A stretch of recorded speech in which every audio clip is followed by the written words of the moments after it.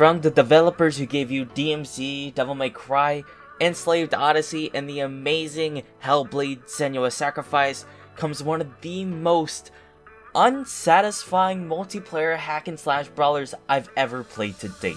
Hi everybody, my name is Jalevai from Indiehub, and this week we're taking a look at Bleeding Edge made by Ninja Theory, their first game in the multiplayer scope. From the get-go, Bleeding Edge is a cross between Overwatch and Devil May Cry. Overall, it's a really fun game, but what it lacks hurts the game overall. The gameplay by itself is a fun experience. The basic premise is that there are two teams of 4 battling out for control over the central objective. Categorized into 3 roles, the game boasts 11 characters at launch, and you can switch between all characters at any time during the game. If you have ever played Overwatch, then this system will feel very similar. Each character of Bleeding Edge also has the ability to choose between 2 different ultimate abilities, which gives a unique sense of team building and team composition. The feeling that you get when you actually start playing the game is something that is left to be desired when you're playing with mouse and keyboard like myself especially. It's definitely a better experience if you play on console controller, and for the most part, it is to be expected. After all, this game was published by Xbox Game Studios. Once you finally load into the game, you'll quickly realize that positioning and communication is key towards success. And for the most part, Ninja Theory did a pretty good job when it comes towards the communication side.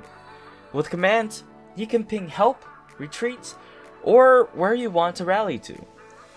Once you get into combat, it's important to distinguish who you want and need to target.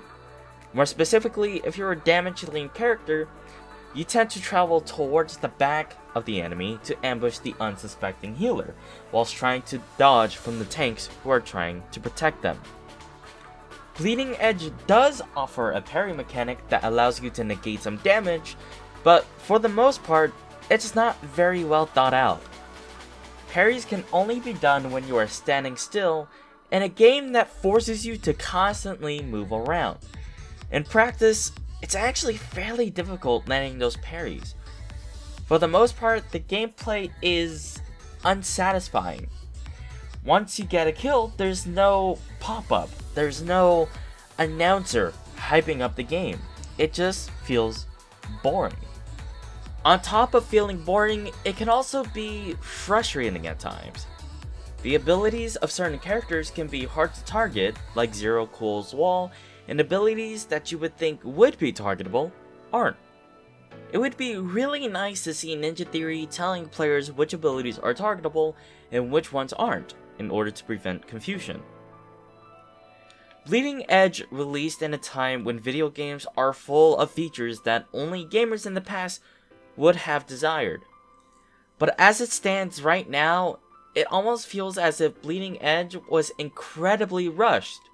With no dedicated ranked mode and only a handful of maps, a god-awful tutorial, and only 2 different game modes?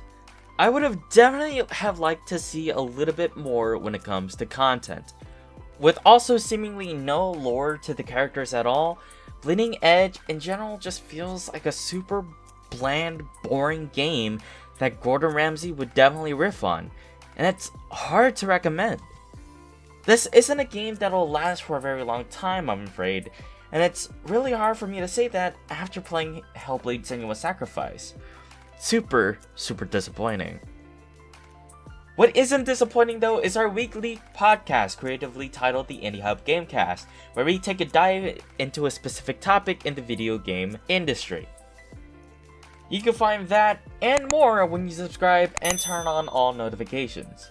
That's it for me, and I'll see all of you guys in the next video.